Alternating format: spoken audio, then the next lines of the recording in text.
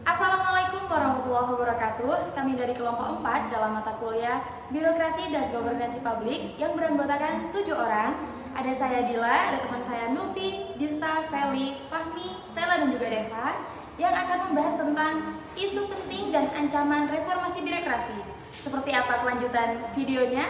Mari simak video kami.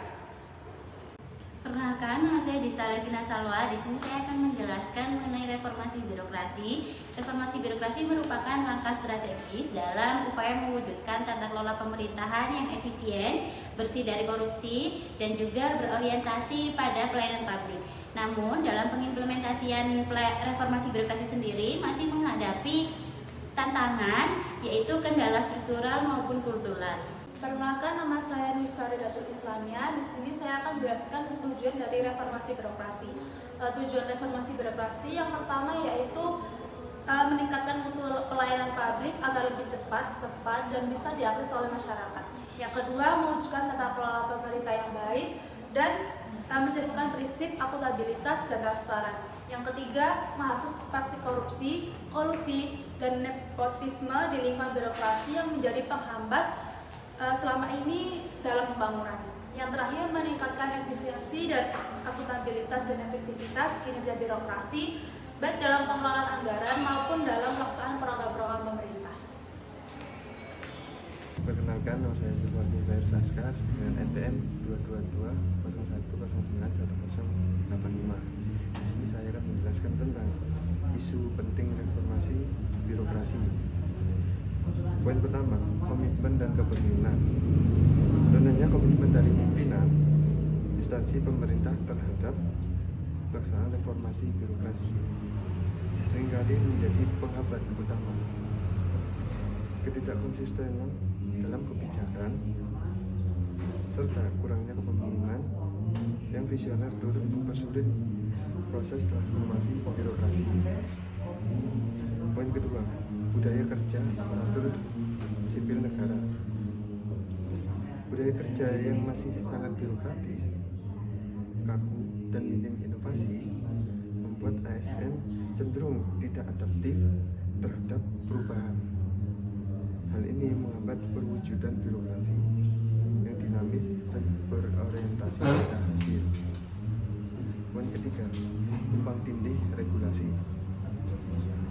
Banyak peraturan perundang-undangan yang saling tumpang tindih atau bertentangan satu sama lain, menyebabkan ketidakjelasan arah kebijakan serta menciptakan kebingungan dalam pelaksanaan di lapangan.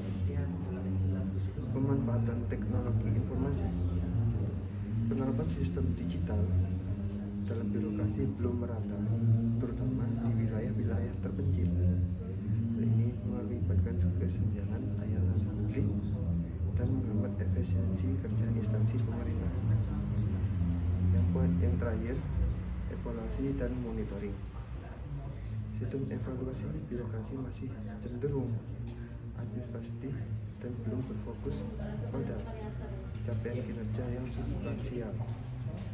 Akibatnya, indikator keberhasilan reformasi belum sepenuhnya mencerminkan realitas di lapangan. Demikian penjelasan PPT dari saya.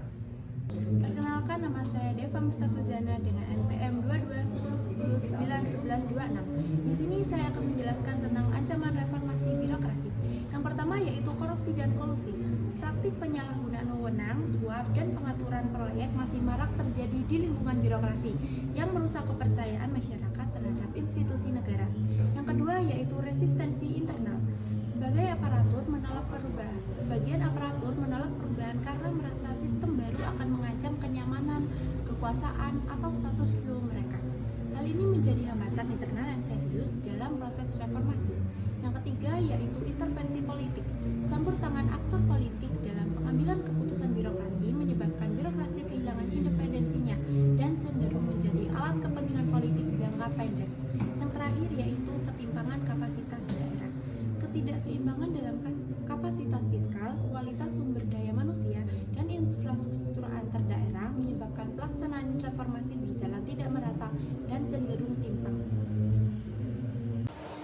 Perkenalkan, nama saya Felina Diadewis. Di sini saya akan menjelaskan materi mengenai strategi menghadapi isu dan ancaman. Yang pertama, memperkuat komitmen pimpinan birokrasi melalui pembinaan dan sistem penilaian berbasis kinerja.